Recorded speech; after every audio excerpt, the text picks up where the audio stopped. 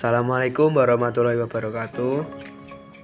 Halo teman-teman semuanya, perkenalkan nama saya Yoga Mahendra. Saya seorang mahasiswa dari Universitas Islam Kediri semester 4, Fakultas Ekonomi Prodi Manajemen.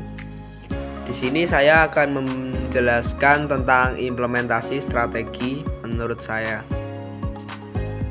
Oke, yang pertama di sini saya akan membahas tentang pengantar implementasi strategi. Implementasi strategi adalah tahap penting dalam proses manajemen strategi yang berfokus pada bagaimana strategi yang telah dirumuskan dapat dijalankan secara nyata dalam aktivitas organisasi. Banyak organisasi gagal bukan karena strategi mereka yang kurang baik ya teman-teman, tetapi karena strategi tersebut tidak diimplementasikan dengan baik. Oleh karena itu, implementasi strategi membutuhkan keterlibatan seluruh elemen organisasi, mulai dari pimpinan hingga karyawan, agar dapat mencapai tujuan perusahaan secara efektif dan efisien. Selanjutnya, di sini saya akan menjelaskan komponen utama implementasi strategi. Implementasi strategi tidak hanya sebatas menjalankan rencana, tapi juga mengatur ulang berbagai komponen penting dalam organisasi. Komponen utama dalam implementasi strategi meliputi struktur organisasi, kepemimpinan, budaya organisasi, dan pengelolaan sumber daya. Keempat komponen ini harus saling mendukung agar strategi dapat diterapkan secara efektif dan efisien. Selanjutnya di sini saya akan menjelaskan tentang struktur dan kepemimpinan strategis. Struktur organisasi perlu disesuaikan dengan strategi baru yang akan dijalankan. Struktur yang tepat akan memperlancar koordinasi dan mempermudah pengambilan keputusan. Sementara itu, kepemimpinan strategis dibutuhkan untuk menggerakkan seluruh elemen organisasi untuk memberikan arahan yang jelas serta mengatasi hambatan-hambatan yang mungkin muncul selama implementasi. Yang selanjutnya, budaya organisasi dan sumber daya.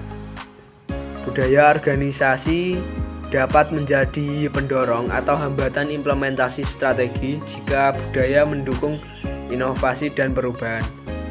Maka implementasi akan berjalan lancar. Selain itu, pengelolaan sumber daya yang efektif sangat penting. Organisasi harus mampu mengalokasikan sumber daya manusia, finansial, dan teknologi secara tepat untuk mendukung strategi yang dijalankan. Selanjutnya, faktor keberhasilan dan hambatan. Keberhasilan implementasi strategi ditentukan oleh beberapa faktor seperti dukungan manajemen, puncak komunikasi yang jelas, keterlibatan karyawan, dan sistem penghargaan. Namun seringkali muncul hambatan seperti resistensi terhadap perubahan, struktur organisasi yang tidak sesuai, atau kurangnya sumber daya. Organisasi harus mampu mengidentifikasi dan mengatasi hambatan ini. Selanjutnya, evaluasi dan penutup ya teman-teman. Evaluasi strategi dilakukan untuk mengetahui apakah strategi yang dijalankan memberikan hasil yang diharapkan. Salah satu alat yang digunakan adalah balance scorecard. Implementasi strategi yang efektif menuntut perencanaan yang matang, pelaksanaan yang disiplin, serta evaluasi yang berkelanjutan. Tanpa implementasi yang tepat, strategi terbaik pun tidak akan memberikan dampak yang maksimal. Oke, terima kasih teman-teman telah melihat video presentasi saya tentang implementasi strategi. Mungkin cukup segitu saja. Jika ada salah kata, saya mohon maaf. Sekian, wassalamualaikum warahmatullahi wabarakatuh.